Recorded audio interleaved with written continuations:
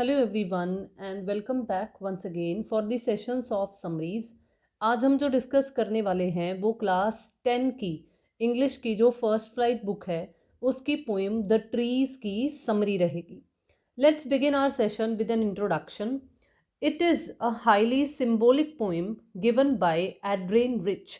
तो ये एक बहुत ही सिंबॉलिक पोएम है जिसे दिया है एड्रिन रिच ने। एड्रिन रिच आपको पोइटेस का नाम बता रखा है।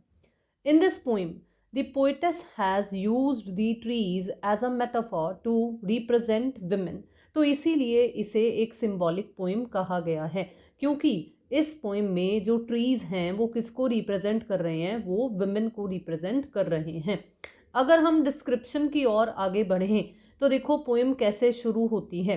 The poem begins with the description of an attempt made by the trees in order to move out into the forest।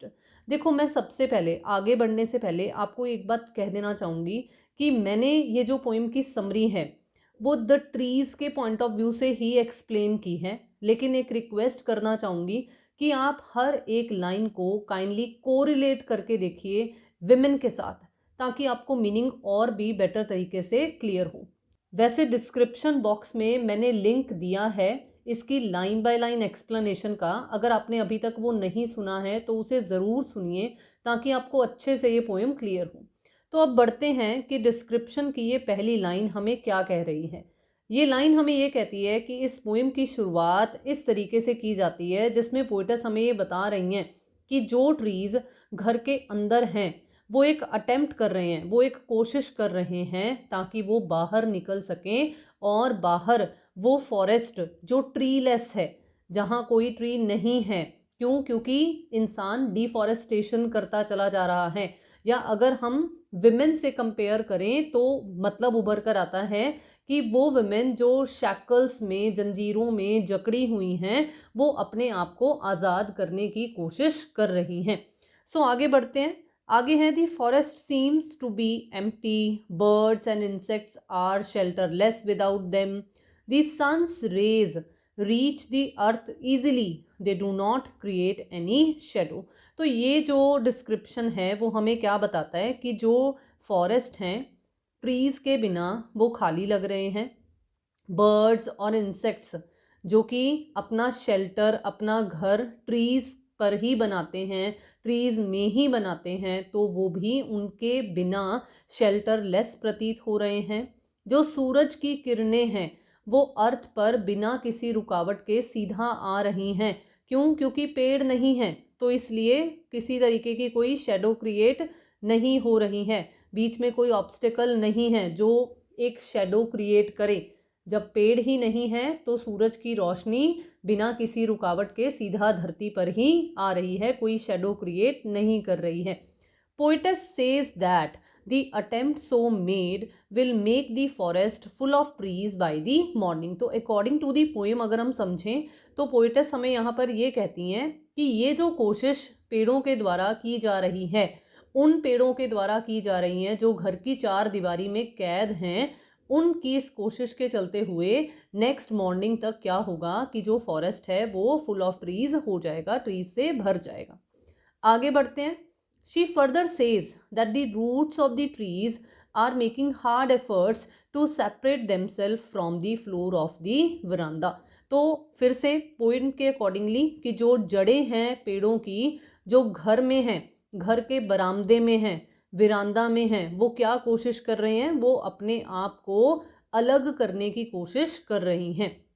Leaves and branches are trying to move through the window. तो खिड़की के ज़रिए जो टहनियाँ हैं, शाखाएं हैं, वो बाहर निकलने की कोशिश कर रही हैं। They are eager to move out like a newly discharged patient. तो जैसे हॉस्पिटल से नया नया अगर किसी पेशेंट को डिस्चार्ज मिला हो तो वो जल्दी जल्दी से बाहर निकलने की कोशिश करता होता है, तो तत्पर होता है, ईगर होता है। तो बिल्कुल इसी तरीके से ये जो पेड़ हैं वो कर रहे हैं। Further we come to know that the poetess is sitting in her room with the doors open towards the veranda। तो आगे चलकर हमें पता चलता है पोएम में कि जो पोइटस हैं वो अंदर बैठी हैं अपने कमरे में, हम अंदाज़ा लगा सकते हैं कि बैठी हैं, और जो कमरे के डोर्स हैं, दरवाजे हैं, वो बरामदे की तरफ खुलते हैं।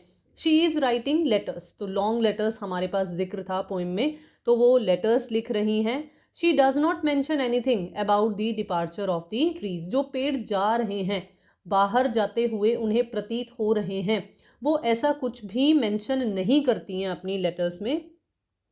It is night time and moon is shining brightly in the sky, तो रात का वक्त है, जो चंद्रमा है वो चमक रहा है। उस वक्त जो राइटर हैं, जो पोइटेस हैं, वो लिख रही हैं अपनी letters. She feels the smell of leaves and lichen reaching inside her room, तो वो अपने कमरे में अंदर बैठी महसूस कर सकती हैं पत्तों की जो स्मेल आ रही है, या जो लाइकन, दैट मीन्स जो जैसे हम कहते हैं ना काई, जो हरी हरी ग्रीन कलर की होती है और उसमें से भी एक स्मेल सी आती होती है, तो वो महसूस कर सकती हैं poetess while she is sitting inside her room. She hears the breaking of windows glass pane, तो फिर से वो कांच के टूटने की, खिड़की के कांच के टूटने की आवाज़ वो महसूस कर सकती हैं। दी ट्रीज आर मूविंग आउट, वो ऐसा महसूस कर रही हैं, देख रही हैं कि जो पेड़ हैं वो बाहर निकल रहे हैं। आप यहाँ पर इमेजिन कर सकते हो कि जो वुमेन हैं वो आज हर फील्ड में आगे बढ़ रही हैं, they are also moving out. And wind blows hastily to meet them, और जो बाहर हवाएं हैं वो ईगरली वेट कर रही हैं ट्रीज की कि कब वो बाहर निकलें और कब हम क्विकली जल्दी से उन्हें मिलें। तो as soon as the trees have reached outside, the moon seems to be broken into several pieces due to the presence of tallest and strongest oak trees, जो trees हैं वो बाहर निकल गए हैं, और जैसे ही वो बाहर निकले हैं तो उनकी मौजूदगी की वजह से जो ओक ट्री है उसकी मौजूदगी की वजह से, जो भी एक किस्म का स्ट्रॉन्गेस्ट टॉलेस्ट ट्री है, तो उसकी वजह से जो चंद्रमा है, क्योंकि वो रात के वक्त लिख रही हैं, तो इमेजिन कर रही हैं कि जो चंद्रमा है वो काफ़ी टुकड़ों में नज़र आ रहा है। आई होप कि आपको स्क्रीन पर विजिबल हो रही होगी एक फ़ोटोग्राफ, जिसके ज़रिए आप आसानी से समझ सकते हो कि किस तरीके से ओक ट्री के थ्रू अगर हम मून को देखें तो वो किस तरीके से टुकड़ों में बटा हुआ नज़र आ रहा है। तो यहाँ पर हम इस पोएम से क्या कंक्लूड कर सकते हैं? द पोइटेस दस longs for the freedom of trees, तो देखो ये जो पोएम है वो और कुछ नहीं, वो फ्रीडम की तरफ इशारा कर रही है। चाहे हम इसे ट्रीज़ के पॉइंट ऑफ व्यू से समझ लें कि भाई कि प्रकृति के साथ अगर इंसान खिलवाड़ कर रहा है, डिफॉरेस्टेशन कर रहा है, तो एक टाइम ऐसा आएगा जब प्रकृति जो है वो इंसान के खिलाफ बगावत करेगी, वो भी अपना प्रदर्शन, अपना रूप दिखाएगी। तो बिल्कुल इसी तरीके से यहाँ पर है, ये एक बहुत ही शॉर्ट और क्लियर मैसेज दे रही है poem, that nobody's freedom should be taken away whether it is tree और अ वुमेन, तो किसी की भी आज़ादी नहीं छीननी चाहिए। Nobody should be deprived of his और हर फ्रीडम। तो that was all about this summary. उम्मीद है कि आपको इस पोएम की समरी आसानी से समझ में आ गई। Still I would like to request you, अगर आपने लाइन बाय लाइन एक्सप्लेनेशन नहीं देखी है, नहीं सुनी है, वो ज़रूर सुनिए और समझिए। एंड अगर आपने अभी तक चैनल को सब्सक्राइब नहीं किया हुआ है तो जल्दी से कर लीजिए। वीडियोस को शेयर करना, लाइक करना एंड अपने व्यूज़ कमेंट बॉक्स में शेयर करना बिल्कुल मत भूलिए। Thank you so much for watching the video and have a nice day.